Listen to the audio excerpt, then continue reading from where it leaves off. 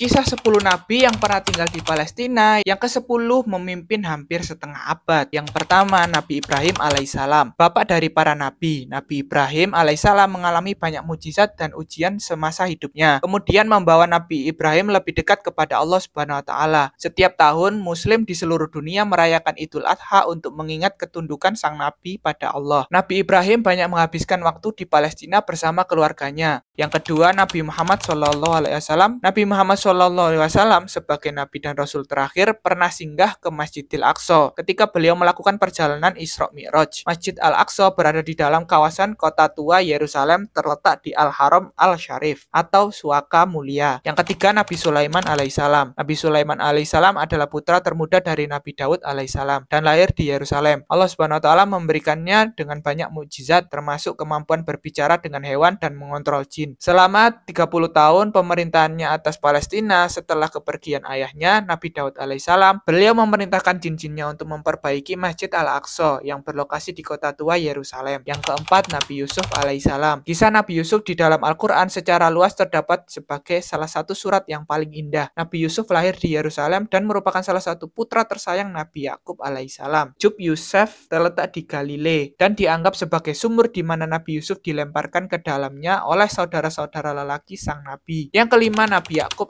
alaihissalam. Nabi Yakub alaihissalam lahir di Palestina dan merupakan putra dari Nabi Ishak alaihissalam. Ia dikenal karena mengikuti jalan ayah dan kakeknya, menyebarkan pesan ketauhidan dan menasihatkan kepada para pengikutnya untuk berdoa dan bersedekah. Selama hidupnya, Nabi Yakub berpergian ke utara Irak, kembali ke Palestina dan akhirnya menetap di Mesir di mana dirinya meninggal dunia. Yang keenam, Nabi Lut alaihissalam. Nabi Lut alaihissalam adalah kemenakan laki-laki dari pihak ayah dari Nabi Ibrahim alaihissalam. Beliau diperintahkan kepada Allah Subhanahu wa taala untuk menyebarkan pesan Islam kepada kaum Sodom dan Gomorrah. Ini dinyatakan dalam Al-Qur'an bahwa kaum tersebut sesudah dihancurkan setelah mereka melalaikan peringatan dan Nabi Lut bersama keluarganya selamat kecuali istrinya. Yang ketujuh, Nabi Ishak alaihissalam. Nabi Ishak alaihissalam adalah putra kedua Nabi Ibrahim alaihissalam. Sebuah hadiah yang menakjubkan dari Allah Subhanahu wa taala. Nabi Ishak dianggap sebagai nabi yang penting di dalam Islam yang melanjutkan penyebaran pesan Allah Subhanahu wa taala setelah kepergian ayahnya Nabi Ibrahim. Di Masjid Al-Haram Al-Ibrahimi di perbukitan Hebron dan lingkungan di bawah tanahnya terdapat makam Nabi Ishak dan dianggap sebagai salah satu situs paling religius dalam Islam. Yang kedelapan, Nabi Musa alaihissalam. Nabi Musa dikirim oleh Allah Subhanahu wa taala kepada Firaun Mesir dan Bani Israel untuk membimbingnya. Nabi Musa memegang tempat khusus di dalam Islam dengan kitab suci Taurat yang telah diturunkan kepadanya. Nabi Musa seringkali disebut lebih banyak dibandingkan nabi-nabi lain di dalam Al-Quran. Makam Nabi berlokasi di selatan Jericho, tepi barat. Yang kesembilan, Nabi Isa alaihissalam. Dengan sebagian besar cendekiawan yang menyebut tentang Bethlehem di wilayah yang hari ini disebut dengan tepi barat sebagai tempat kelahiran Nabi Isa alaihissalam, ia menghabiskan hidupnya di Palestina. Menyebarkan pesan Allah Subhanahu wa taala, Nabi Isa dilimpahi dengan banyak mujizat, mampu menyembuhkan orang yang sakit dan menghidupkan kembali orang yang telah meninggal dunia. Yang ke-10, Nabi Daud alaihissalam. Nabi Daud memimpin Palestina selama 40 tahun, 7 tahun di Hebron dan 33 tahun di Al-Quds. Dirinya dikenal karena kebijaksanaan, kekuatan dan pengabdian kepada Allah Subhanahu wa taala. Pengaruh Nabi Daud di sana dianggap sangatlah penting terhadap arsitektur keagamaan di Al-Quds.